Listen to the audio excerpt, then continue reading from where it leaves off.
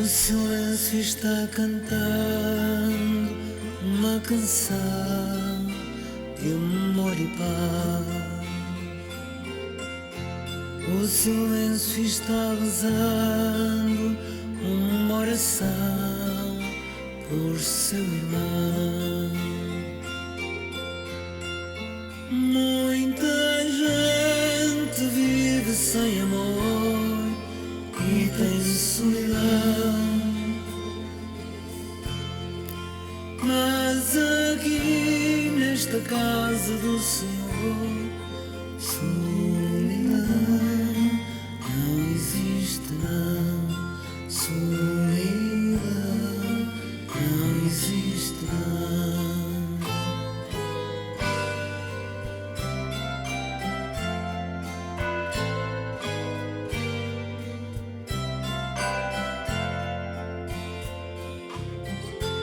O silêncio está gritando, pedindo paz, gritando amor.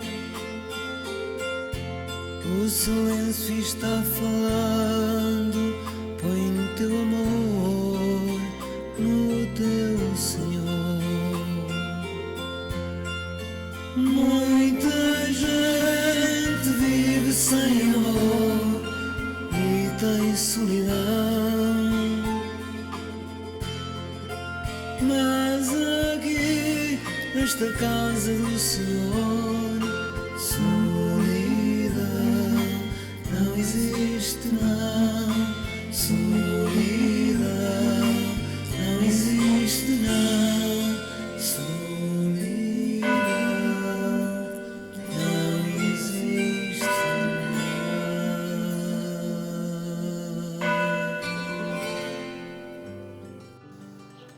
Muito bom dia, caríssimos irmãos e irmãs. Aqui estamos nós, mais uma vez reunidos neste lindo domingo em que estamos a celebrar aqui nos Estados Unidos o Dia dos Pais. Mas hoje celebramos também o 11º domingo do Tempo Comum. E é sobre a liturgia deste 11º domingo do Tempo Comum que eu gostaria de refletir connosco. A liturgia de hoje, ela nos apresenta dois temas muito importantes. O tema da aliança, a aliança que Deus faz com o homem, e o tema do chamamento e a resposta de fidelidade do chamamento a esse Deus que vem ao nosso encontro e que quer fazer uma história connosco. As leituras que hoje escutamos colocam-nos o povo que é libertado do Egito, o povo que é libertado da escravidão que sofria no Egito. Esse povo que é conduzido por Moisés através do deserto. E Deus vem ao encontro e vem falar com Moisés, que era o representante do povo, que era aquele que era o intermediário entre Deus e o povo, porque o povo de Israel ouviu a voz de Deus e a voz de Deus parecia-lhe tão terrível que não quis falar com Deus e então aceitou que Moisés fosse o intermediário entre aquilo que Deus queria do povo e o povo. E então, através de Moisés, Deus vem ao encontro do povo e propõe-se a fazer uma aliança com ele. E essa aliança que Deus faz com o povo é uma aliança que vem marcada pelo cunho do amor, porque Deus quer fazer do povo a sua família. Deus quer fazer deste povo o seu povo escolhido e o seu povo eleito, para com ele fazer uma história que não é uma história qualquer, mas uma história de amor. E porquê? Porque Deus vai escolher aquele povo para ele ser sinal do amor de Deus no meio das outras nações.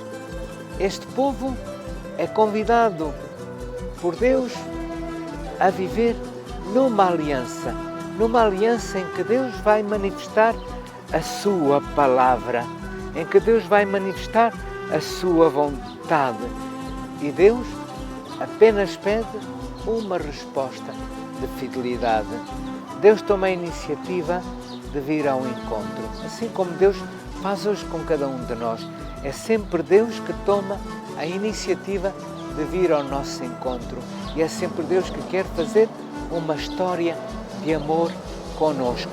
Mas não é uma história de amor platónica, não é uma história de amor romântica, é uma história de amor que sirva como sinal da fidelidade do amor de Deus para com a humanidade.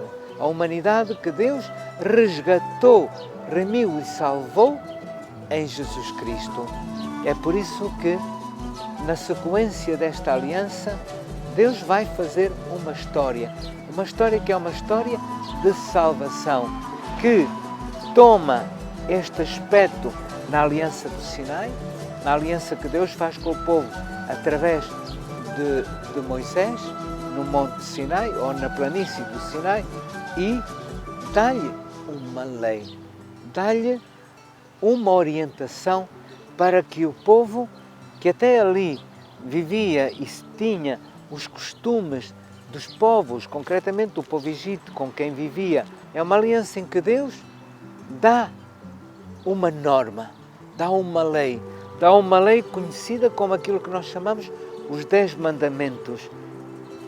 Não para escravizar o povo, não para tolher o povo, não para restringir as ações desse povo, mas para o libertar, para o conduzir, para o ajudar a viver esta fidelidade, a este amor que Deus se propõe a dar àquele povo e naquele povo à humanidade. A promessa de Deus é uma promessa que é perene, é para sempre, é fiel, não muda. Apesar deste povo que faz a aliança com Deus no Sinai, depois de ser libertado do Egito, depois de ter visto as maravilhas que o Senhor fez por eles no deserto, este povo continua na sua infidelidade. Este povo muitas vezes não responde com a gratuidade do amor a este Deus, mas Deus não desiste. Deus continua a fazer a história com o seu povo. Deus nunca desiste de nós. Por isso, irmãos, não desistamos de Deus, porque Ele não desiste de nós. E à medida que esta história de salvação vai progredindo, à medida que o povo vai aprendendo de Deus, aprendendo com Deus e aprendendo que Deus é o Senhor, é o único Senhor do universo, no meio de tantos povos, com tantos deuses pagãos, com tantos deuses que apenas satisfaziam as necessidades humanas e que as pessoas realmente viviam iludidas naquilo, Deus vai provando ao longo da história da salvação que Ele é o único Senhor Criador do universo. Até que nos manda Jesus Cristo, seu Filho, o Verbo encarnado. Esta palavra que Deus dá à humanidade, este sim de amor que Deus dá à humanidade, depois se vai concretizar também no sim de Maria, quando ela diz sim ao Senhor e o Verbo, a palavra, se faz carne em Jesus Cristo. Jesus Cristo veio renovar a aliança conosco. Ele não veio alterá-la, Ele não veio modificá-la, Ele veio aperfeiçoá-la e Ele veio dizer-nos que nós deveremos de continuar a responder na fidelidade a este amor que Deus nos tem. Porque este amor que Deus nos tem, Ele é eterno. Ele é um Deus que nos ama profundamente e que nos reservou a esperança. No entender de São Paulo, nós vivemos nesta fé, nós vivemos neste amor, porque Deus nos amou e Deus quer fazer história de amor, história de salvação conosco. E esta história não começa unicamente quando nós já estamos remidos e salvos em Jesus Cristo, mas esta história começa quando ainda éramos pecadores.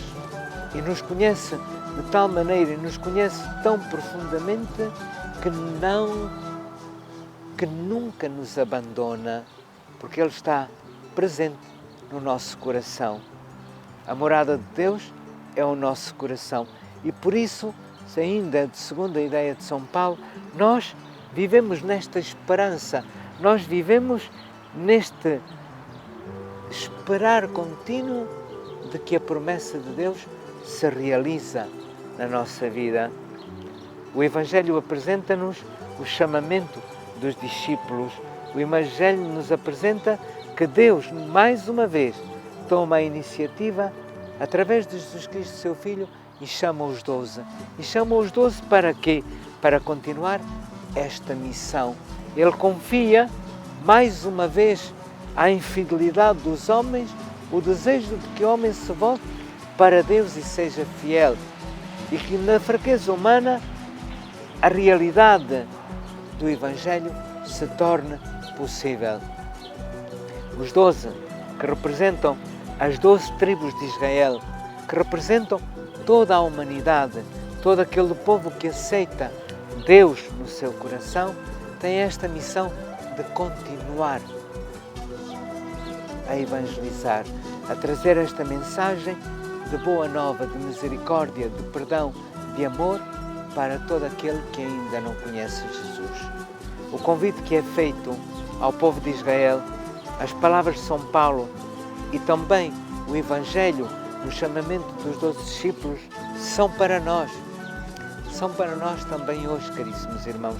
Também nós hoje somos convidados a responder na fidelidade a esta aliança de amor que Deus faz conosco para nos conduzir, para nos guiar, para que nós nos abramos a este dom imenso do amor. Nós também somos convidados, como os 12, a levar, enquanto cristãos, enquanto vivemos e aceitamos o Evangelho de Jesus Cristo, a levar esta mensagem de paz, de misericórdia, de amor, de esperança aos nossos irmãos. Parece que as palavras são muito fáceis de dizer, mas, caríssimos irmãos, por nós não conseguiremos. Sozinhos não chegaremos a lado nenhum, mas com Deus tudo é possível. Com Deus, e se nós confiarmos na sua imensa misericórdia e no seu imenso amor, tudo se torna possível. Deus apenas quer a nossa resposta de fidelidade. Deus quer apenas que nós confiemos nele, porque Ele fará em nós e através de nós a sua obra de salvação. A iniciativa de Deus de vir ao nosso encontro faz em cada dia da nossa existência. E a resposta de fidelidade a esta iniciativa de Deus também deve ser constante em cada dia.